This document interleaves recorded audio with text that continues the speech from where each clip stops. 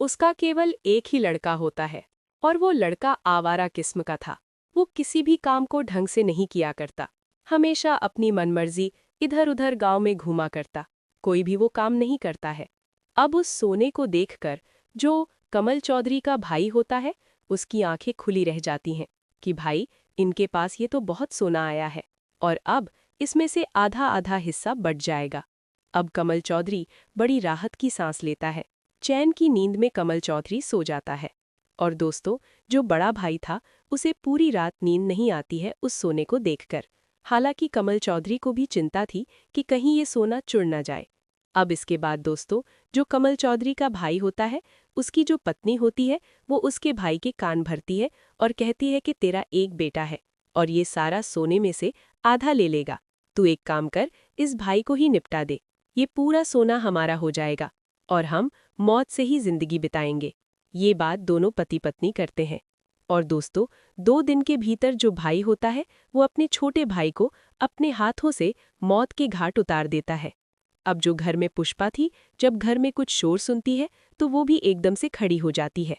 और दोस्तों, फिर वो सोने की एक एक्टिंग करती है, क्योंकि यहाँ पर उसके पिता को जान से मार दिया गया था। अब वो उसके पिता की डेड बॉडी को उठाते हैं और उसी के खेतों में ले जाकर यहाँ पर कमल चौधरी के लिए कब्र खोदी जाती है और वहाँ पर कमल चौधरी को दफनाया जाता है। ये सब कुछ पुष्पा चुपके चुपके अपनी आंखों से देख रही थी।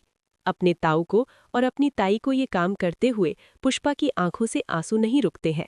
और दोस्तों, पुष्पा जैसे ही अपने बाप को दफन होते हुए देख रही होती है तो वो चीख उठती है और रोने लगती है। जब वो रोती है तो थोड़ी सी आवाज उस ताऊ और ताई को सुन जाती है और यहाँ पर अब वो पुष्पा के भी हाथ पैर पकड़ लेते हैं। और दोस्तों, वहाँ पर पुष्पा को भी गर्दन घोंटकर मार दिया जाता है। जब पुष्पा भी मर जाती है तो दोनों बाप बेटियों को एक ही जगह दाब दिया जाता है। और दोस्तों, उस घड़े में से कुछ सोने की अंगूठियां निकली थीं, जिन्हें जो कमल चौधरी होता है, वो अपने हाथों में पहने हुई थी। और वो गठियां भी वो भाई नहीं निकालता है। दोनों बाप और बेटी को उस खड्डे के अंदर दफना दिया जाता है, खेत के अंदर। और दोस्तों, जिंदगी आगे चलने लगती है, लेकिन अभी बहुत कुछ होना बाकी था। दोस्तों, 2010 में जो उत्तर प्रदेश का गोरखपुर गांव होता है, वहां पर एक लड़की का जन्म होता है। लड़की का जन्म होता है एक घर में, और उस घर में बड़ी खुशियां मनाई जाती हैं कि उनके घर में बेटी आई है और बेटी का नामकरण रखा जाता है। दोस्तों, उस लड़की का नाम आरोही रखा जाता है पंडित के जरिए। और आरोही उस घर में पैदा हो चुकी थी। लेकिन आरोही जब से पैदा हुई थी, वो काफी बिचरहा करती।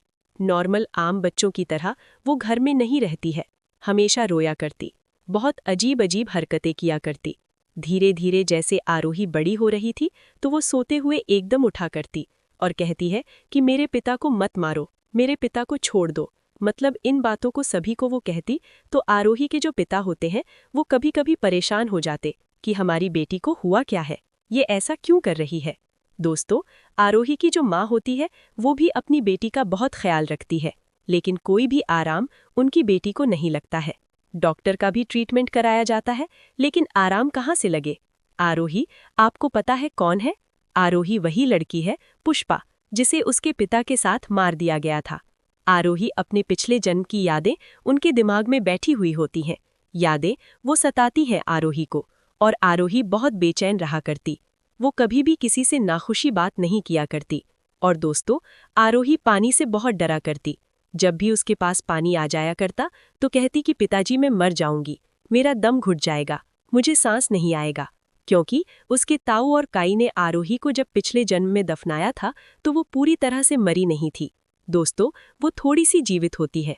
उसका दम जो निकलता है, वो मिट्टी के अंदर निकलता है, क्योंकि ये सारी बातें आरोही आगे जाकर खोलने वाली थी। लेकिन आरोही यही सब कुछ करती थी कि मुझे नींद नहीं आ रही है, मुझे पानी से डर लगता है। लेकिन वो ये नहीं बताती थी कि मैं पिछले जन्म में ये थी या वो थी। आरोही धीरे धीरे 13 साल की होती है। अब तक आरोही ने कुछ भी नहीं बताया था। और दोस्तों, जो आरोही के पिता होते हैं, वे एक सरकारी नौकरी लगे हुए थे, तो उनका ट्रांसफर हो जाता है, और ट्रांसफर उनका लखनऊ होता है। अब आरोही के पिता अपनी बेटी को लेकर लखनऊ जा रहे थे, और रास्ते में दोस्तों एक बलरामपुर गांव पड़ता है।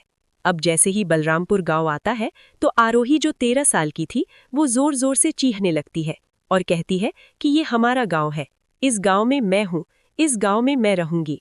पापा, हमारा गांव निकल गया, आप कहाँ आगे जा रहे हैं? तभी गांव के लोग देख लेते हैं एक लड़की जो रो रही है। तो गांव वालों को शक होता है कि कहीं ये व्यक्ति इस लड़की को किडनैप करके तो नहीं लाया है। दोस्तों, ये 2010 की बात होती है। गांव वाले उस गाड़ी का पीछा करते हैं और उस गाड़ी को रोककर दोबारा गांव में ले आते हैं। आरोही के पिता को गाड़ी से उतारा जाता है और कहते हैं कि भाई, तुम ऐसा इस लड़की के साथ क्यों कर रहे हो? तभी वो पिता कहता है कि आरोही बेटा, इन्हें बताओ मैं तुम्हारा पिता हूँ, ये लोग कुछ और ही समझ रहे हैं। तो आरोही एक पल के लिए भी ये नहीं कहती कि आप मेरे पिता हो। आरोही कहती है कि इस गांव में मेरे पिता दफन है, ये गांव मेरा है। तो गांव वालों का शक और भी ज्यादा पक्का हो जाता है कि भाई, ये व्यक्ति तो सच में इस लड़की को किडनैप करके ले जा रहा है। ये तो कह रही है कि मेरा पिता इस गांव में दफन है। लेकिन तभी उस पिता की आंखें भर आती हैं और वो कहता है कि आरोही, तुम मेरे साथ ऐसा क्यों कर रही हो? अब तक तुम अजीब हरकतें कर रही थी, लेकिन अब तो तुम अजीब तरह की बातें भी कर रही हो। तभी आरोही सभी गांव वालों के सामने कहती है कि अरे, ये मेरे पिता हैं। और आरोही कहती है कि आप लोगों को तो मैं याद नहीं होंगी, लेकिन मैं पुष्पा हूँ। क्या किसी ने जानने की कोशिश की कि पुष्पा आज कहाँ गई है? गांव वाले जो कुछ पुराने लोग थे वो जानते थे, लेकिन नई जो पीढ़ी आ चुकी थी दोस्तों, वो नहीं पहचान पाती है। तभी आरोही अपने पिता से कहती है कि पिताजी, इस गांव में कमल चौधरी नाम का व्यक्ति था, क्या आप उनका पता इनसे पूछ सकते हैं? तभी वो कहता है कि यहाँ पर या कोई कमल चौधरी रहता है? तो आरोही को वो पता बता देते हैं और आरोही कहती है कि पिताजी, आपको पूछने की कोई जरूरत नहीं है, केवल आपको समझाने के लिए मैंने ये नाम पूछा है, क्योंकि ये मेरे उसी पिता का नाम है जो इस गांव में दफन है। दोस्तों, पूरे गांव का जुलूस सा इकट्ठा हो जाता है। सभी लोग आरोही के पीछे पीछे चलने लगते हैं और आरोही अपने घर पहुंच जाती है। आरोही जब उन गलियों को देखती है तो कभी उन गलियों में आरोही घूमा करती, पानी भरा करती सर से, लेकिन अब वहां पर बहुत सारी चीजें बदल चुकी थी। आरोही जब अपने घर पहुंचती है तो वहां पर देखती है जो उसका ताऊ है वो काफी ज्यादा बुजुर्ग तो नहीं हुआ है, लेकिन उसके बड़े ऐशो आराम है। उसके घर में हर चीज की सहूलियत है और काफी वो अमीर हो चुका है। आरोही के पीछे जो गांव वाले इकट्ठे थे वो सभी से ताली बजाकर अपनी तरफ करती है। एक 13 साल की बच्ची सभी से कहती है कि क्या आप लोगों ने इस इंसान से ये भी नहीं पूछा कि तुम्हारा भाई और तुम्हारी भाई की बेटी कहाँ पर गई है? इसने आज तक किसी को कुछ भी नहीं बताया।